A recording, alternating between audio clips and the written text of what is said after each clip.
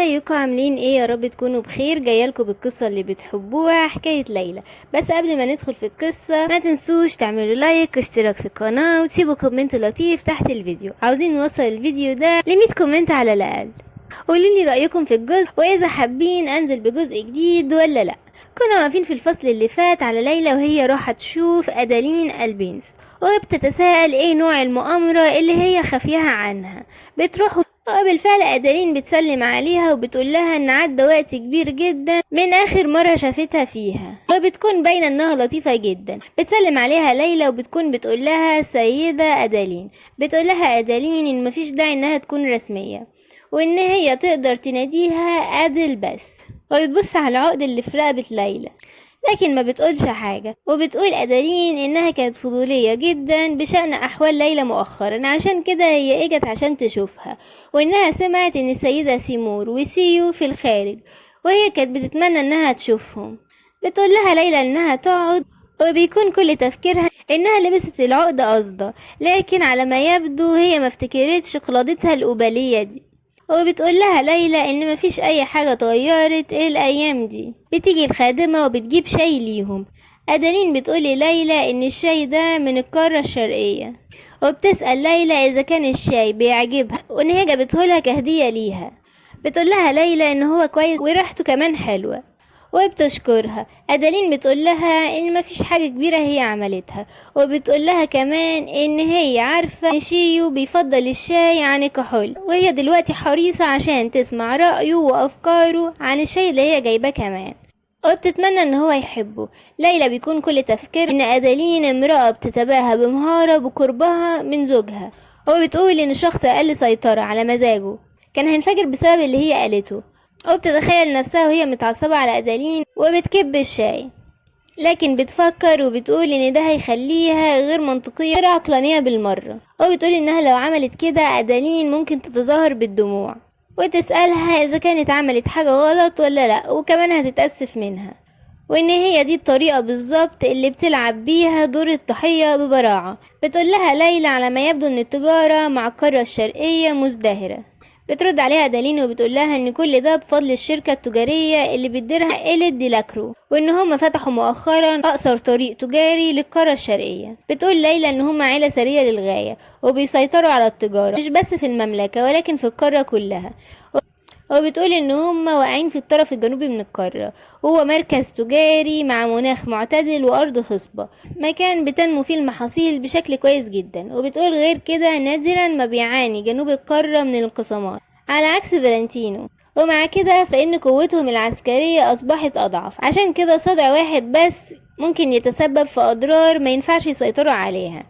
فقط عيلة فالنتينو اللي متعودة على الانقسامات تقدر إنها تقدم المساعدة. هنا أدالين بتقول لها بالحديث عن ديلاكرو، التقيتي بالسيدة روزان ديلاكرو في حفلة حديقة عائلة كوين مؤخرا مش كده؟ لها ليلى أيوة قابلتها مرة أو مرتين. وبيكون تفكير ليلى ان هي كانت بس مجرد تبادل قصير للتحية، وان كانت السيدة ديلاكرو مفعمة بالحيوية بالنسبة ليها، عشان كده ما كانوش متوافقين بشكل جيد، وان هو امر مرهق جدا انها تكون حولها. بتقول لها دالين تصدقي ان انا شفتها ولي العهد حضر بنفسه في الحفلة دي. وبتقول لها ان ولي العهد ذكر ان هو هيستضيف حدث صيد قريب، وان هو هيحضر الدوق والدوكة فالنتينو للحفلة معاه. وبتسألها بشكل صريح اذا كان الموضوع ده صح ولا لا. بتفكر ليلى وبتقول هي اكيد بتدور على اجابات، وبتقول لها ايوه زي ما قال ولي العهد. وبتكون بتكمل كلامها، فجأة بيدخل عليها جينا الخادمة. بتقول لها ان في حاجة عاجلة جدا عاوزة تقول لها عليها. بتقرب منها وبتقول لها ان هي لازم تسرع لقاعة إيفريدج. وبتقول لها ان السيدة سيمور رجعت الدقية من 10 دقايق، وشارلوت بيتم استجوابها من ناحيتها دلوقتي. بتتساءل ليلى عن السبب، لكن في الوقت ده بتقلق جدا وبتسيب أدالين وبتقوم تمشي. وبتسأل الخادمة بتاعتها إذا كانت عارفة السبب اللي يخلي السيدة سيمور تستجوب شارلوت، لكن دينا بتقول لها إنها مش متأكدة، هي شافتها بس من مسافة بعيدة عشان كده اجت عشان تقول لها وما تعرفش التفاصيل. بتكون ليلى راحة وبتسمع سيمور وهي بتقول قولي الحقيقة شارلوت براندون. وبتقول لها ده صحيح، كنت انت الشخص الوحيد اللي دخل غرفة القائد، واذا ما كنتيش انت اللي سرقتي مين اللي سرق؟ شارلوت بتكون بتعيط وبتقول ان هي ما سرقتش اي حاجه، وان هي بس مرافقه للدوقه، وبتقول لهم ليه هترغب في الحصول على الاكسسوار الذهبي للقائد. بيكون كل تفكير ليلى ان شارلوت وقعت في الموضوع ده بسبب قيامها بمهمه ليها، وهو بحثها عن القائد يعني. لكن ليلى ما تعرفش كل التفاصيل، لكن في حاجتين مؤكدين هي عارفاهم. اول حاجه وهو ان شارلوت ما سرقتش الاكسسوار الذهبي بتاع القائد، وده شيء واضح جدا. تاني حاجة، من بين 5 خادمات باستثناء السيدة سمور، في 2 من الممكن ان هما يسرقوا. وهنا بتؤمر جينا انها تروح وتنده للقائد. بتلاقي السيدة سيمور بتقول شارلوت هتعترفي بمجرد ان يتم جلدك، وبتأمرها انها تطلع على الكرسي وترفع فستانها. بتفكر ليلى اذا كانت سيمور هتجلد شارلوت دون اي دليل قاطع، وبتتساءل اذا كانت فقدت عقلها ولا لا، وبتقول ان شارلوت هي مرافقتها الحصرية وعندهم علاقة كويسة جدا، واذا تم توريط شارلوت واضطرت لمغادرة القلعة هتكون معزولة تماما عن اي حد، وبدون احد المقربين منها اللي تقدر تعمله هيكون محدود للغاية. وده بالظبط كل اللي هي عاوزاه السيدة سيمور. وبتقول على مدى العام ونص اللي فاتوا كانت بتعزلها وبتراقبها طول الوقت، وبتتظاهر باللعب وفقا للقواعد. هي بتقوم بده بمهارة لدرجة ان سيو ملاحظش اي حاجة. بتقول انها اكيد شافت ان دي فرصة كويسة جدا، او ممكن تكون هي اصلا ورا كل ده من البداية. بالفعل الخادمة بتروح عشان تجيب القائد. بتكون سيمور ماسكة العصاية عشان تجلد فعلا شارلوت، وبتقول لها انها تطلع للكرسي. هنا بتتدخل ليلى وبتقول لها ايه اللي حصل، انا عايزة افهم دلوقتي. هنا سيمور بتقول لها كويس ان انت جيتي في الوقت المناسب. مرافقتك سرقت الاكسسوار الذهبي للقائد، لكنها بتستمر في انكار ده، عشان كده انا بستجوبها. بتقول لها شارلوت ان هي ما سرقتش اي حاجه. ليلى بتاخد شارلوت وراها وبتقول للسيده سيمور فين الدليل على ان شارلوت سرقتها.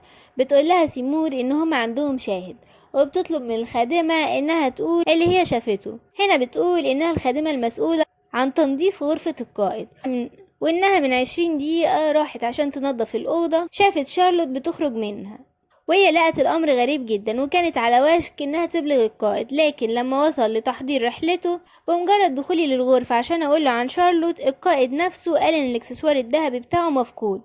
عشان كده هي بتعتقد ان شارلوت اللي سرقته، ان هي شافتها في الأوضة قبل اختفاء الاكسسوار مباشرة. بتقول ليلى ده معناه ان انت الشاهد الوحيد، فازاي نعرف انك مش اللصة؟ يمكن ان انت تصنعي قصة لتوريط شارلوت بس. وبتقول لها ازاي نقدر نثق فيكي، وبالنظر الى ان شارلوت مرافقة وبتحصل على اجر اعلى منك كخادمة. بتقول لها مين برأيك ممكن ان هو يميل للسرقة؟ اكسسوار ذهبي للقائد انه سؤال سهل اذا فكرت فيه. هنا الخادمة التانية بتقول لها لا، انا ما سرقتش اي حاجة. سيمور بتتعصب وبتقول لها ليلى كفاية كده.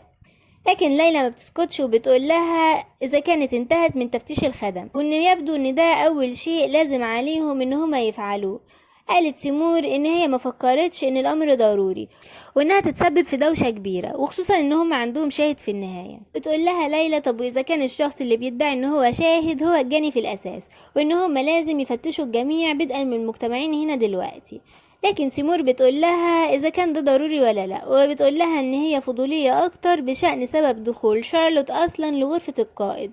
ليلى هنا بتقول لها ان هي عملت ده بموجب اوامرها، ومن الغريب الإشارة لشارلوت إن هي سرقت الإكسسوار الذهبي من غرفة القائد أثناء تنفيذ أوامرها هي، خاصة وإنها كانت هناك نيابة عن قيادة الدوقة. وبتقول ليلى دلوقتي هيتم تفتيش كل حد من الخدم الموجودين دلوقتي، وبتأمرهم إن هم يتقدموا للأمام. وبالفعل بيبدأ التفتيش، لكن في الحقيقة بتكون المفاجأة. بالفعل الإكسسوار بيخرج من الخادمة الشخصية اللي بيكون اسمها سيرينا. المهم اللي بتكون بتفتش بتقول لها سيرينا ازاي تجرؤي على محاولة الايقاع بشخص اخر وانت اللص. بتقول لها انها كانت بتسرق دايما، ومش بس كده دي سرقت الاقراض الفضية اللي لوسي فقدتها. وبتقول لها انت فاكرة ان اخواتك الاصغر سنا هيكونوا فخورين بيكي اذا كنت بتعيشي حياتك كده؟ لكن ليلى بتخرج عن صمتها وبتقول كفاية يا إيلا، بطلي تعملي كده. وبتقرب منها وبتقول لها ان غلطك مش هيعدي كده. بتقول ليلى الناس بس بحاجة لكبش فداء لغضبهم، لكن زي ما بيقول المثل لهزيمة عدو عليك اول انك تفهمه. بدل من الاستسلام لمثل الحقد ده هتشعل النار بنفسها. وبتقول ان شارلوت هي اللي اعطتها الشجاعة دي، وان هي مش لوحدها دلوقتي، شارلوت جنبها. وإنها صديقتها الوحيدة وحليفتها وشخص لازم إنها تحميه، عشان كده كان الحقد بيستهدف شارلوت بدل منها، وده كان بيثير غضبها أكتر من أي حاجة. بتبص ليلى لإيلا الخادمة اللي كانت بتفتش في الأساس وبتقول لها إن بيع إكسسوار القائد الذهبي مش هيكون كفاية. استغرب الخادمة لأنها ملهاش علاقة بالموضوع، المفروض هي اللي لقت الإكسسوار. بتقول لها ليلى أيا كان اللي هتسرقه في المستقبل مش هيكون كافي لتصفية ديون حبيبها، وبتقول لها ممكن تكون سيرينا سرقت الإكسسوار الذهبي للقائد، لكن انت اللي نظم الموضوع من الأول وقمت بجر سيرينا لهنا كشريكة وحاولت تورط شارلوت. طبعا الخادمة إيلا بتنكر، لكن بتكمل ليلى وبتقول إنها كانت بتخطط لاستخدام المال عشان تسدد دين حبيبها بس، لكن استخدمت سيرينا اللي كانت أكثر ملائمة من سرقتها بنفسها. سيرينا اللي عندها 3 إخوات لإطعامهم اللي بتحتاج فلوس جدا، ووافقت في النهاية على اقتراحها بالسرقة، وبتسألها إذا كانت مخطئة في الكلام اللي هي قالته. سيدة سيمور هنا بتتعصب وبتسأل سيرينا إذا كان الموضوع صح ولا لأ، وإذا كانت إيلا فعلا أمرتها بده.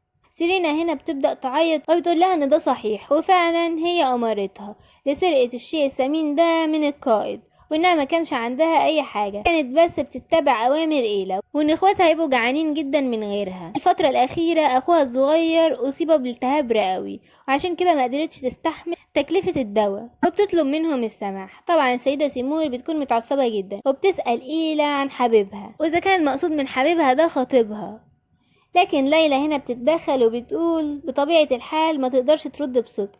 إيلا كانت مخطوبة لشخص رتبته السيدة سيمور بنفسها، كونها مرافقة من مسقط رأس الدوكة السابقة. السيدة سيمور اهتمت بيها بما فيها الكفاية لترتيب زواجها ده شخصيا، لكن إيلا على ما يبدو ما كانش عندها أي مشاعر لخطيبها، وقعت مؤخرا في حب ممثل في فرقة مسرحية، واكتشفت مؤخرا إنها حامل بطفله.